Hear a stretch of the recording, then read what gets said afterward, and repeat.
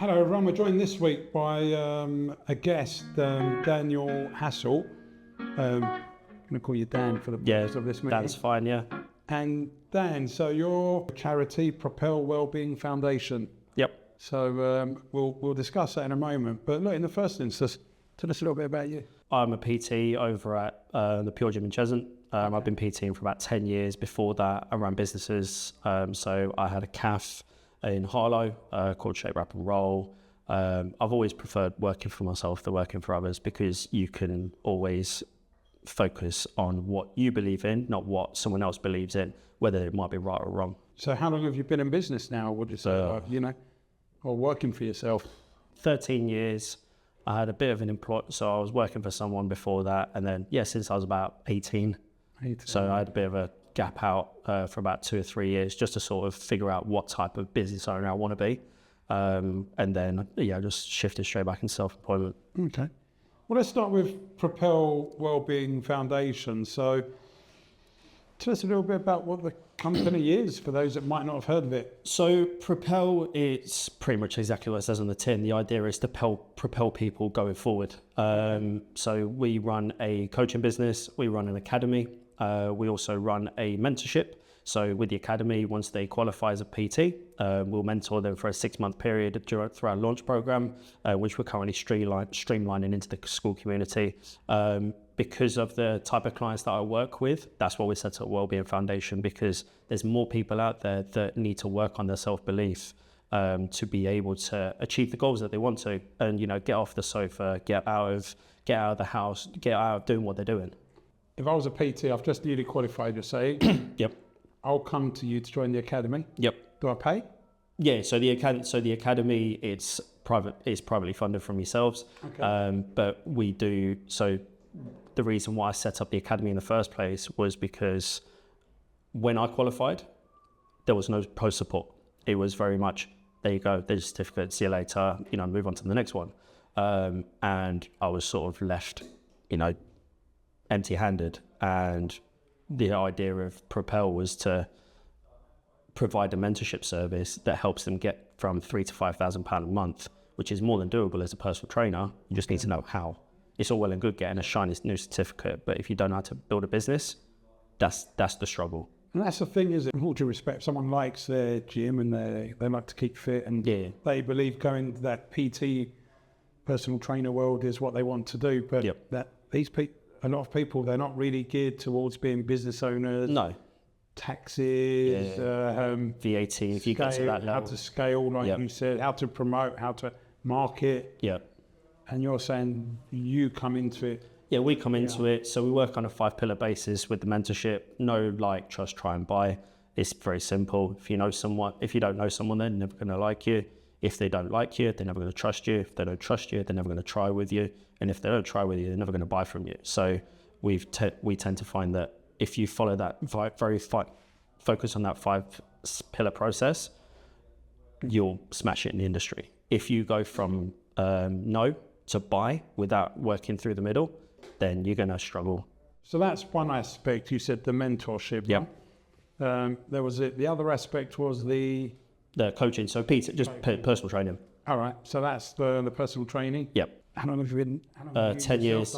I qualified in 2018. I got into it because I had my cafe, and it was just working me to the ground 60, 70 hours a week. So during the quiet periods, I would study, and then I had a little girl in 2018. And then I just basically got my head down, sold the cafe, moved into personal training.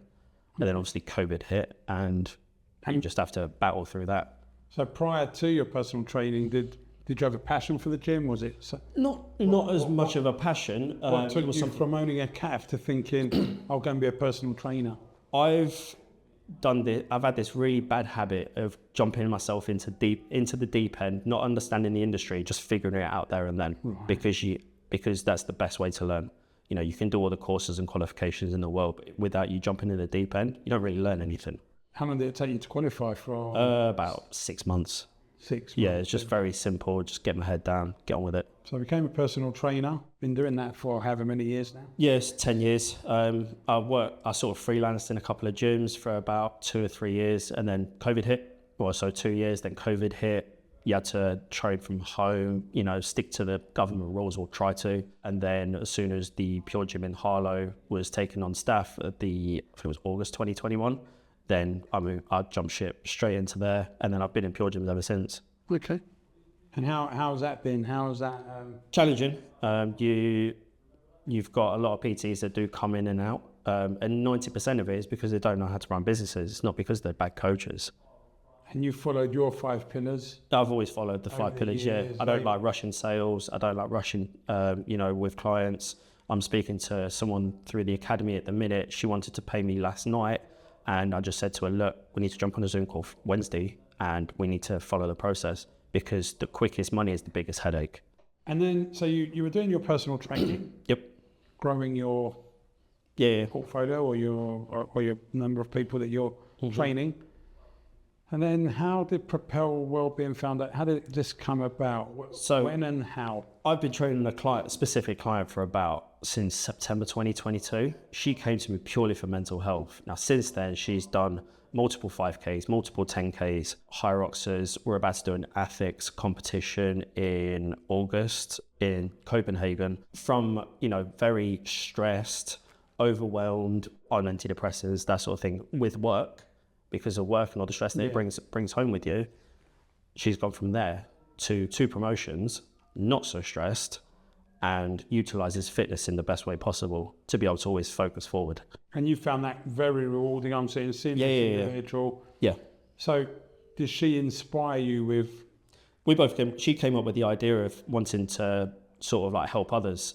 So she's working. She works with me now. Yeah, she became a business partner about 6 months ago. And what's her name?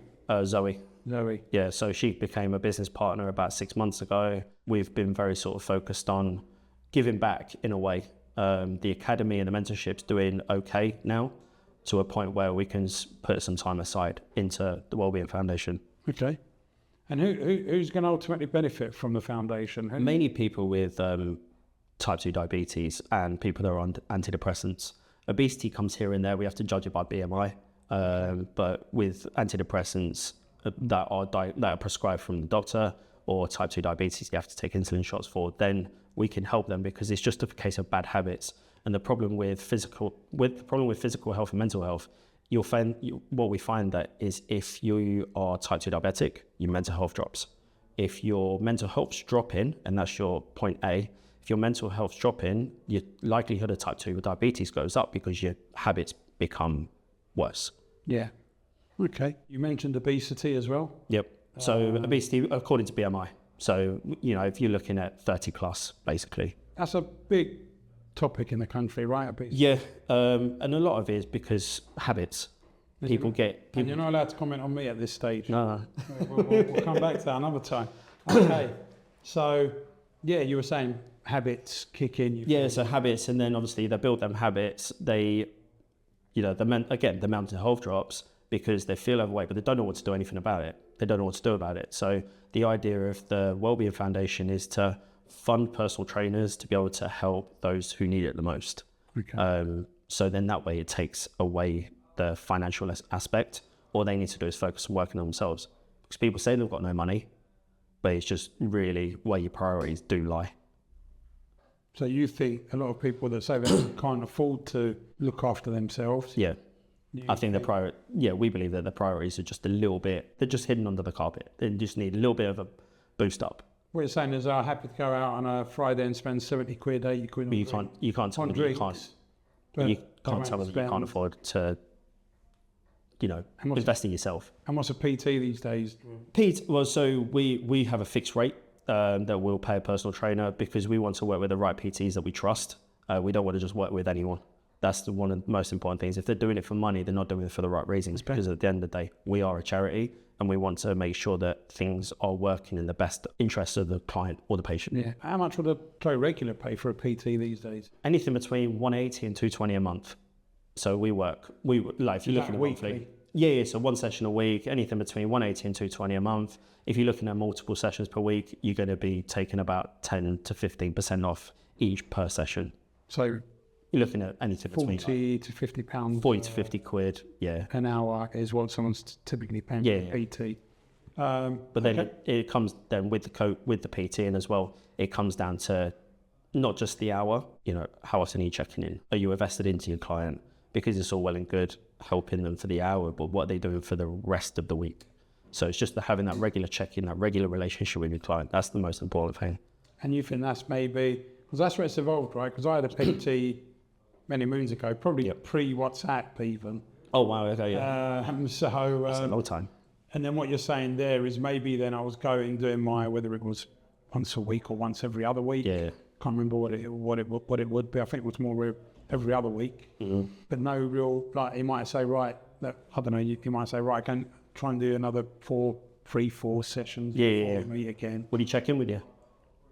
Typically no, so I think that's where you're saying it might have evolved a bit. Yeah, the PTing has to evolve now because it's coming to a point where people need to be held more accountable, and the only way you're going to be able to do that and still keep that trust in your client is to talk to them throughout the week. Just a simple message: hi, how's it going? How's your week been? Do you need anything? No worries. Enjoy your week. Okay. It's very simple, but that's where a lot of PTs do lack. You think that's where they fail? And we talk about obesity. I'm going to go back to that one because it's obviously quite a big topic. What's your thinking and idea behind these jabs these days, obviously? Something I'd rather not discuss on social media, to be honest. It's not what I'm saying. All right, okay. It's a very controversial topic. I think there's a place in the world for them, but to be only used for weight loss and not focusing on your strength, I think there's a big misconception in the weight loss jabs. Okay. Well, let's not get you in trouble on social media. What's a big thing then, Dan? Why do you think people really struggle to make these lasting lifestyle changes? Part of your work is in a gym, You say, I know you've got the foundation team, but why is it that they, New Year's resolution, January, big upsurge in membership, numbers, February, all the space you want in the gym? So it's the whole New Year's resolution, and the Monday thing is, like, I call it mental masturbation. It feels good it feels good mentally, but when push comes to shove, like, in February or on a Wednesday or a Thursday, when those habits start coming back, you're just going to restart Monday. You're going to restart Monday. You're going to restart Monday. You give yourself less opportunity within a year to be able to do something. Whereas, if I have a pizza tonight, for example, I'll just get back on it tomorrow. Yeah. You've got, and the term treat needs to be a treat. So you don't have to wait till next Monday to have a reset. You can just reset the next day. Why do people struggle though? What is it? I think it's a lot to do with self-belief and the media and the way that it portrays, these fancy habits. You do a 21-day challenge, you do a 28-day challenge, you do a 90-day challenge. I've been guilty of doing them before, but the whole idea of them is to build foundations. A lot of the problem with people's habits is self-belief. They'll get to a point and then they'll be like, I'm really happy now. And then all of a sudden, because they're happy, it dips, and they don't have that next step. They don't have that structure to be able to push forward and push on. Give us an idea of one of your, obviously, that Zoe that you're going into business with sounds like a big success story for you. Yeah, massive. But tell us maybe another example or a couple of other examples of people that you're immensely proud of, or they should be proud of themselves. Mainly to do with mental health, more than anything. Promotions at work, buying businesses, and mental health. I can't count on two hands how many people have come off antidepressants as have been training with me, and I didn't realise that was my niche as a PT, but I just sort of fell into it. And when people are going, I've dropped down to 6 milligrams, I've dropped down to 3 milligrams, I'm off them completely now. 9 times out of 10 is because, they've achieved a result, they've lost some weight, they feel more confident in themselves, and all of a sudden they see a light at the end of the tunnel. And without saying the name, give us an example. So one of my clients is in the process of potentially buying a business. A few little mishaps here and there, but she's lost 16 kilos with me, came off like a mild form of antidepressant, and now she's in a position where she believes in herself enough to go for the business that she wants. That's incredible. Right? Yeah. 100%. In what sort of time period? That was, so she started with me April last year, March. Yeah, say about March last year, she started with me. So 15 months, yeah. 16 months, Yeah. I mean, it's not only the work they do in that hour and a half. No. It's that regular check-in sort of moment where you know, has things going, you especially within the first 90 days, making sure that they're changing those habits that they promised you as well as a PT. Because it's not just you work for them, but they also work for you. They invest in themselves. Yeah. So now it's your turn to support them. So they make the changes. It's their job to make the change. And that will include their diet and what they're eating, what they're drinking. Yeah, like some people even don't eat enough. Okay. And you'll have that sort of starvation mode where people are they're just surviving. If we were looking at this, how closely do you think the physical health and the mental health is linked? Are they... Massively. I've never met a very overweight, happy person. Like deep down, they can be happy, smiley, jolly, jokey, but when they go home, you know, what are they doing? What are they doing to actually, you know, progress themselves, pushing forward? I mean, on the flip side, just because someone is maybe the right weight, there's no guarantee there's no guarantee they're going to be happy. The chemical balance and everything to do with training also helps, and that's what obviously the weight loss jabs don't help with. You know, you release a lot of endorphins when you do train. Yeah. So you do feel a lot better after a session, even when you go into the gym after. If you've had like a, you know, stressful day, not necessarily at work, just don't. But if you've had like a stressful day and you go to the gym, do you feel better? Yeah. So obviously, you're referring to Beth, who's filming. Trying not to get her in trouble at the same time. So Beth is filming this, but she's one of your clients at the gym. Or no. She's just someone I know through the gym. Through the gym. Okay. So the foundation, infancy, or is it? How long has it been running? We said now. We registered it. So it takes 26 weeks to get your charity number. We registered it in April, so we're currently unregistered, incorporated. So we're just waiting for the charity number, for the charity commission to sort of give us the green light to have the charity number. But for now, we can raise funds to help to still pilot the whole process, as long as we're using it in the right direction. That's why you have the trustees. So you've got you've got me and 3 other trustees. So we make sure that the funds are used in the right way. Okay. What are you looking to raise money? So year one, we're looking at about 59 to 65,000. That we want to raise, yeah. Wow. To go to... So that's to help about 150 people. Because we want to, you know, really take this off correctly, but we don't want to do it quickly. Okay. So it'll be once the charity's been incorporated through the charity commission. That's when we can put our foot on the gas, because the trust goes up. As soon as your trust goes up, that's it. People, you know, will go into doctors. We go to counsellors. You know, therapists, because they're the ones that we want to target to help their clients to achieve the results that they want. Because it's not just necessarily the talk that they have with a counsellor; it'll be how they're acting on themselves as well. And where will the funding come from primarily? So we're looking at different options: Sport England, National Lottery. So the big corporations of charities. And then we can tap into mind, diabetes. But obviously, we've got to make sure that the projects are solid. We've got to make sure that we're applying for the right funding. You know, you can't just apply for 100 grand because you just say that you need 100 grand.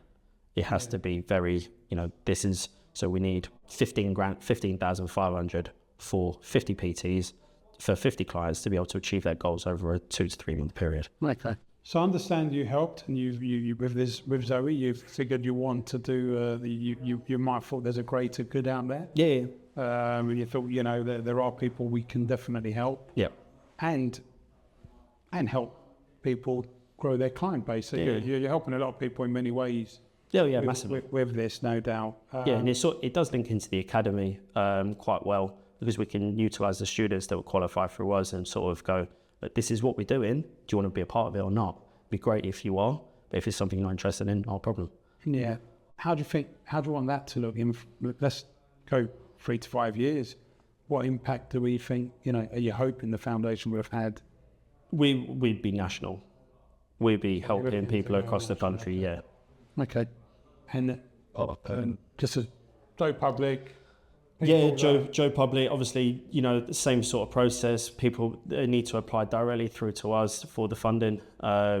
but we just sort of like look at the paperwork. You know, you have got this. We can help you through this. This is your step. This is your PT that we've assigned you with. Crack on. But obviously, for them to work with a PT, we've got to make sure that their client relationship is good as well. Dan, yourself, like local guy, you say? You're No, from Derby. Derby initially? Yeah, I live local now. Live local now, and what do you do yourself to keep fit? To give some of our viewers an idea. Myself, I run a bit. I used to run a lot, but I've got a bit of a back twinge at the minute. I've had it for about 6 months. I always like to train for something. So if it's a high rocks, if it's an athletics competition, it just gives me that sense of focus, sense of drive. Me personally, I don't like training for the sake of training. I always like to have a goal at the end. Okay. That's not necessarily deemed to be true for everyone else, but it's just my preference. For any budding entrepreneurs out there, you know, talking to someone who at 18 made the decision on, well, I want to work for myself. What's the top 3 tips for someone? Become an accountant. You become your own accountant very quickly, because the tax man will eat you alive and swallow you up the quickest moment he can. 2, expect to make big mistakes and expensive mistakes. I don't know about, you know, how long have you had this place for? So Christopher Stokes, been running for 20 years now. Yeah. So, and how many mistakes, you know, as a experienced estate agent? Yeah, regularly. Yeah. So, you know, expect to make mistakes. Best thing to do is just take a couple of hours, brush yourself off, and then get back onto it. The longer you procrastinate and longer you dwell on something, the longer the process is going to be for you to be able to bounce back. Okay. And for 3 existing business owners that might be struggling at the moment, what advice might you give them? Find a coach. Find someone that can help you. Also, are you working on yourself? If you're someone that's not working on yourself, it's very important to work on yourself before you can help others. And just lastly, Dan, Propel Wellbeing Foundation. Mm-hmm. There's a website. There isn't yet. No that's going to be developed soon. But we are on Instagram as propel.wellbeing.foundation. Propel.wellbeing. I mean, we'll have a link on there. Yep. And who should reach out to Propel right now? Anyone really. Who meets the criteria that should? Anyone. You know, it might not be for you, but you might know someone that's struggling with the 3 things that we support with. The obesity, type 2 diabetes, and your mental health. Which are all big things at the moment. Which are all massive things at the minute. So that's why we've developed the Wellbeing Foundation in the first place. See a problem, you want to find a solution. Okay, perfect. Dan, thanks for your time today. Thanks for coming in, and thanks for explaining what you do. And thank you. Yeah, for anyone who's could do with the help, and there are many people out there, and there should be no shame in it either, right? No, not at all. Just take a step, make the first step, and the rest becomes easier, no doubt. 100%. Yeah. Cheers, Dan. Thank you. Thank you.